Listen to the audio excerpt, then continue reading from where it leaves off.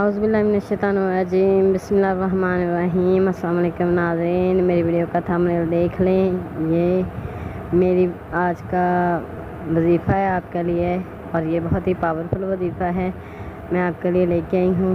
یہ بہت اداس لوگوں کے لیے وظیفہ ہے جو اپنے محبوب کی بے وفائی سے، دھوکے سے بہت پریشان ہیں، اور بہت ہی پریشان ہیں۔ خاص طور پہ لڑکیاں بہت پریشان ہو جاتی ہیں جب ان کا محبوب ان کو دھوکہ دے جائے، تو وہ روتی ہیں اور ان کو پریشانی ہوتی ہے بہت زیادہ، اور کسی سے کچھ کہہ بھی نہیں سکتی۔ یہ ان لڑکیوں کے لیے وظیفہ ہے اور ان لڑکوں کے لیے وظیفہ ہے جو بہت ہی نرم دل کے لوگ ہیں اور بہت ہی جلدی رونے لگ جاتے ہیں، اور اپنے محبوب کی بے وفائی اور دھوکے سے ان کا رونا ہمیشہ جاری رہتا ہے۔ تو یہ وظیفہ ان کے لیے ہے۔ آپ نے 5 وقت کی نماز پڑھنی ہے۔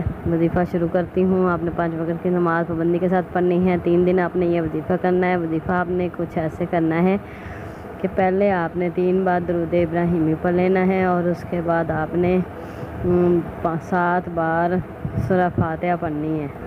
اس کے بعد آپ نے 7 بار قل ھو اللہ احد پڑھنی ہے، سورہ اخلاص جسے کہتے ہیں، اور اس کے بعد آپ نے 3 بار پھر درود ابراہیمی پڑھنا ہے، اور 70 بار آپ نے یا ودودو یا ودودو یا ودودو پڑھنا ہے، اور اس کے بعد آپ نے پھر 3 بار درود ابراہیمی پڑھنا ہے۔ یہ اچھی طرح آپ نے ترتیب یاد کر لینی ہے، اور آپ نے اسی طرح عمل کرنا ہے، اور یہ آپ نے فجر کی نماز کے ساتھ عمل کرنا ہے۔ فجر کی نماز کے بعد آپ نے جائے نماز پہ بیٹھ جانا ہے، اور 2 رکعت سنت میں جو فرض ادا کرنے سے پہلے آپ نے سنتیں جو پڑھنی ہے نا، اس کے درمیان میں آپ نے یہ عمل کرنا ہے جو میں نے آپ کو بتایا ہے، سنتوں اور فرض کے درمیان میں۔ اور اللہ تعالیٰ سے دعا کرنی ہے کہ جو مجھ سے دھوکہ دے گیا اسے واپس لے کے آیا، تاکہ مجھے دل کو سکون ملے کہ میں اس نے مجھے ایسا میرے ساتھ غلط کیا تو کیا کیوں۔ تو اللہ تعالیٰ تو بہتر انصاف کرنے والا ہے۔ اگر آپ غلط نہیں ہیں تو آپ کا انصاف ضرور ہوگا،